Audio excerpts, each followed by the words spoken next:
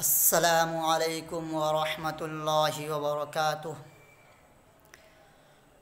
امید ہے آپ حضرات خیریت سے ہوں گے۔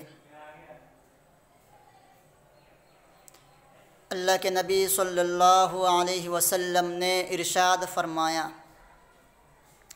لیس منا من لم یرحم صغیرنا ولم یعقر کبیرنا وَيَأْمُرُ بِالْمَعْرُوفِ وَيَنْهَى عَنِ الْمُنْكَرِ، کہ جو شخص